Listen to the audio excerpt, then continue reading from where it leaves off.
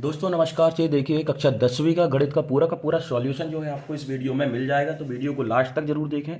और इसकी पीडीएफ के लिए आप हमारे टेलीग्राम चैनल को ज्वाइन कर सकते हैं।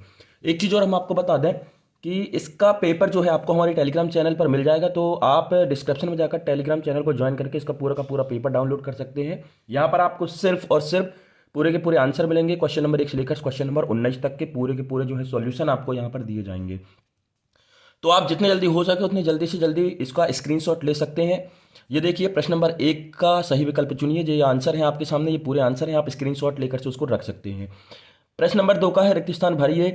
तीसरा है सही जोड़ी बनाइए। सही जोड़ी के ये आंसर है। और कहीं कहीं यदि गलती भी हो सकती है क्योंकि पेपर जो है क्लियर नहीं आ रहा था, तो वहां पर हमको जो है समझ में क्लियर से नहीं आ रहा था, तो हमें जो भी समझ में आया तो हमने वहां पर लिख दिया है।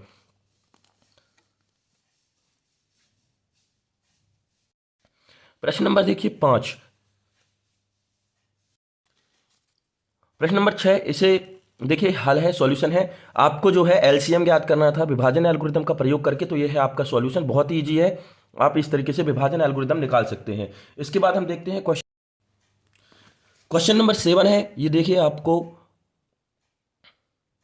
एलसीएम निकालना था अभाज्य गुणनखंड विधि द्वारा, तो हमने 72 को तोड़ लिया, 120 को तोड़ लिया और 6 को तोड़ लिया। अब कैसे तोड़ना है आपको मालूम है, इस तरीके से आपको ये सब तोड़ना है, ठीक है। इस तरीके से लघुत्तम निकाल के तोड़ लेना है।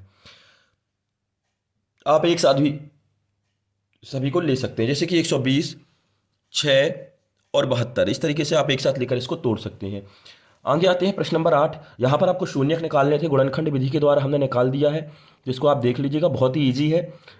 और डिटेल में आप समझने के लिए हमारे प्लेलिस्ट पर जाकर से चैप्टर 4 को अच्छे तरीके से देख लेंगे, तो ये वाला जो चैप्टर है अच्छे तरीके से समझ में आ जाएगा। हमारे पास अभी टाइम नहीं था, कम से कम समय में हमने ये सॉल्यूशन बनाने के लिए आपको डिटेल में नहीं बता रहे हैं। आप इसको चाहे तो जल्दी जल्दी से नोट कर लीजिएगा, बहुत ही ईजी है। उसके बाद क्वेश्चन नंबर 9 दिख रहा है आपको। ये क्वेश्चन नंबर 9, ये देखिए एनवा पद पूछा है कि कौन सा पद -81 होगा, तो हमने बोला एनवा पद -81 होगा। इस श्रेणी से ए निकाल लिया, प्रथम पद ए होता है। अगले पद से पिछले पद को घटाकर हमने डी निकाल लिया। ए एन का ये फॉर्मूला है। इस फॉर्मूले में आपके पास ए है, डी है और ए एन है। ए एन क्या मानेंगे हमने -81। एन हमें दिया नहीं है तो एन हम नहीं रखेंगे और सॉल्यूशन कर लेंगे इसको जैसा भी आपको करना हो। देखिए ये प्लस का इस तरफ आया तो माइनस का हो गया, फिर उसके बाद इसको कैलकुलेट किया, ये -2 में था तो ये डिवाइड में आ गया। इसको हमने कैंसिल किया तो ये 34 बार कट गया और ये -1 इस तरफ आया तो प्लस का 1 हो गया, तो एन बराबर से 35। मतलब 35वां पद जो होगा इस एपी का वो कितना होगा, -81। देखिए आगे आगे बढ़ते हैं। इसी का है प्रश्न नंबर 10। प्रश्न नंबर 10 देखिए दिया है, प्रथम पद है सर्वांतर है, आपको प्रथम 4 पद निकालने हैं। यदि आपको प्रथम पद और सर्वांतर दिया है तो चारों पद हमने a1 a2 a3 a4 मान लिए। पहला पद a1, सेकेंड पद a2, a2 बराबर होता है a प्लस डी, a3 बराबर होता है a प्लस 2d और a4 बराबर होता है a प्लस 3d। हमने सिर्फ a और d का मान रखा है जो हमें क्वेश्चन में दिया है, तो ये कैलकुलेट आप कर लीजिएगा, बहुत ही ईजी है। इसके बाद देखते हैं हम इसका अगला question, question number 11। Question number 11 था, आपको ये ईसी की वैल्यू निकालनी थी, ठीक है। आपको ये तीनों वैल्यू दी थी। देखिए पेपर में क्लियर समझ में नहीं आ रहा था, हो सकता है यहाँ पर से 2 हो, 3 हो, 4 हो, कुछ भी हो, उससे हमें कोई मतलब नहीं है। आप इस प्रमेय को समझ लीजिए, आधारभूत आनुपातिकता प्रमेय या थेल्स प्रमेय।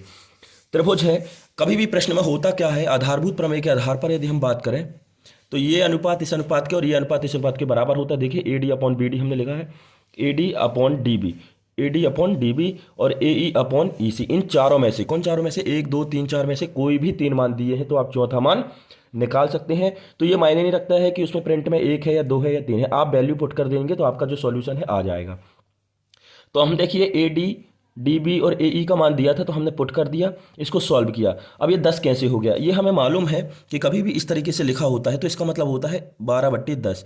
दशमलव की जगह 1 आ जाता है, दशमलव के बाद जितनी संख्या होती है उतने जीरो लग जाते हैं। तो ये हमने 15/10 लिख लिया क्योंकि यहाँ 1.5 था, और ये हो गया 10 तिहाई 30। अब हमें क्या चाहिए, ईसी का मान चाहिए है, तो ईसी त्रियक गुणा होकर यहाँ आ जाएगा और ये गुणा वाला यहाँ आ जाएगा और इस तरीके से ये 10 तिहाई 30 हो जाएगा। त्रियक गुणा हुआ है और कुछ नहीं है, और 15 दूनी 30 हो गया, तो ईसी बराबर से 2 सेंटीमीटर आ गया। अगला क्वेश्चन है क्वेश्चन नंबर 12। दो बिंदुओं के बीच की दूरी निकालनी थी, पहला बिंदु ए था, दूसरा बिंदु बी था। हमने x1 x2 y1 y2 निकाल लिया। ये हमेशा हमारा प्रथम बिंदु जो होता है वो x1 होता है, ये y1, ये x2 और ये y2। सूत्र होता है दो बिंदुओं के बीच की दूरी का x2 माइनस x1 का whole square plus y2 minus y1 का होल स्क्वायर। इस तरीके से हमने इसको सॉल्व कर लिया, तो ये आ गया हमारा करनी का 32। और करनी 32 हमने बाहर निकाल लिया। अब करनी 32 कैसे टूटेगा, देखिए 4 गुणित 4 गुणित 2, 4 चौके 16, 16 दूनी 32, 4 का पेयर बन गया, तो ये 4 बाहर आ गया। ये हमारा आंसर। क्वेश्चन नंबर 13 है दोस्तों। हमने यहाँ पर से प्रत्येक प्रश्न का एक एक जो है सॉल्यूशन किया है। यदि आप चाहते हैं कि हम आपको अथवा का सॉल्यूशन भी दें और दोनों सॉल्यूशन दें, तो आप कमेंट बॉक्स में बताएं, हम उसका वीडियो जो है कंप्लीट कर देंगे। प्रश्न नंबर 13 है, दिए गए बिंदु हैं। देखिए दिए गए बिंदु है ए और बी, अनुपात दिया है m1 और m2, मतलब से 3:1 दिया हुआ है। तो आपको विभाजित करने वाला जो बिंदु है निकालना है। इस तरीके से दिया है, ये कोई ए है और ये कोई बी है, यहाँ कोई बिंदु पी है। ये जो इसको मान लीजिए 3:1 में विभाजित कर रहा है, तो ये इस बिंदु के निर्देशांक आपको निकालने थे, तो हमने निकाल लिया। सूत्र होता है विभाजन सूत्र, m1x2 plus m2x1 upon m1 plus m2। हमने वैल्यू पुट कर दी क्योंकि वे पूरी वैल्यू हमें दी थी। इसको सॉल्यूशन करने के बाद पहले का आ गया 9 और दूसरे का आ गया आपका 3, तो आपके बिंदु जो हो गए वो हो गए 9 और 3। दोस्तों देख लीजिएगा, जल्दी जल्दी में कहीं ना कहीं गलती हो सकती है, मैथ से है, ठीक है। यदि कोई गलती होती है तो उसके लिए क्षमा, लेकिन इसको अच्छी तरीके से आप देख लीजिएगा, करना यही काम है। अगला क्वेश्चन देखते हैं, क्वेश्चन नंबर 14। दोस्तों ये जो सॉल्यूशन है महत्वपूर्ण प्रश्नों की दृष्टि से है ये सॉल्यूशन, तो आप और अपनी तरफ से पूरी तैयारी रखें। इसके अलावा भी जो अदर प्रश्न हैं उनको भी आप तैयार कर लीजिएगा। प्रश्न नंबर 14 है, उसका अथवा है ये, ठीक है। tan a बराबर cot b आपको दिया है और सिद्ध आपको करना है कि a प्लस बी बराबर 90 होगा। क्या होगा, a प्लस बी बराबर 90। तो tan a बराबर cot b दिया है, तो tan a बराबर से हम लिख सकते हैं tan 90 माइनस थीटा। देखिए आपको बता दें कि tan 90 माइनस थीटा क्या होता है, कॉट थीटा होता है। क्या होता है, कॉट थीटा। तो कॉट थीटा था, यहाँ कॉट बी था, तो कॉट बी को हमने लिख लिया tan 90 माइनस बी, क्योंकि tan 90 माइनस बी बराबर क्या हो जाएगा, कॉट बी। तो tan से tan कैंसिल हो गया, tan यहाँ था tan कैंसिल बचा। a बराबर 90 माइनस बी, ये माइनस का बी इस तरफ गया तो ये हो गया प्लस का, तो ये हो गया a प्लस बी बराबर 90। यही हमें प्रूव करना था, सिद्ध हो गया। प्रश्न नंबर 15 की बात करें, प्रश्न नंबर 15 का अथवा है, ए बी और सी बिंदु दिए हुए हैं, तो आपको के का मान निकालना है। अब हम आपको बता दें कि यहाँ पर हमने बहुत ही शॉर्ट में कर दिया है, थोड़ा सा ध्यान दीजिएगा। के का मान 0 होता है जब त्रिभुज का क्षेत्र, के का मान निकालने के लिए संरेखी बिंदु होते हैं जब त्रिभुज का क्षेत्रफल 0 होता है। त्रिभुज के क्षेत्रफल का आप सूत्र लगा दीजिएगा, बुक में आप देख लीजिएगा, हमने सूत्र नहीं लगाया है, हमारे पास समय बहुत ही कम था। तो यहाँ पर ध्यान दीजिएगा 1/2, या इस तरीके से हमने ये देखिए ये बिंदु हम यहाँ पर बता दें, ये हो गया x1, ये हो गया x2, ये हो गया x3 और ये हो गया y1, ये हो गया y2, ये हो गया y3।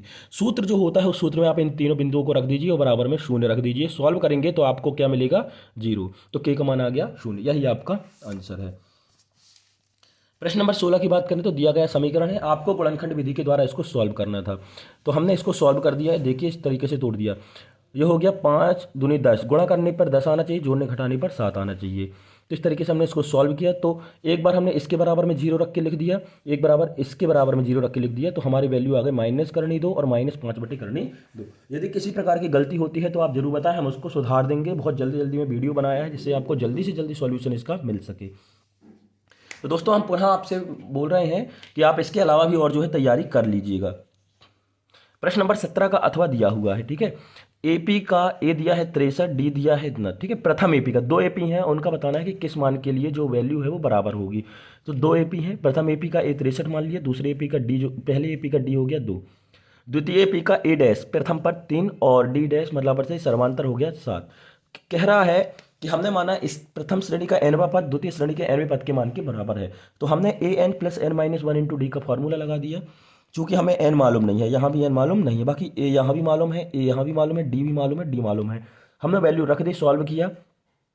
सॉल्व करने के बाद हमने यहाँ पर से देखा, देखिए यहाँ पर से किस तरीके से आ गया और ये आ गया 13। तो 13वें मान के लिए पहली और दूसरी श्रेणी के मान जो है वो हमेशा बराबर होंगे। तो ये हुआ प्रश्न नंबर 17 तक। 18 और 19 आपको सॉल्यूशन मिल जाएगा। आप कमेंट बॉक्स में बताएं, ज़्यादा से ज़्यादा इसको शेयर करें जिससे कि हम इसका अथवा वाले क्वेश्चन भी जो है आपको बता सकें। दोस्तों धन्यवाद।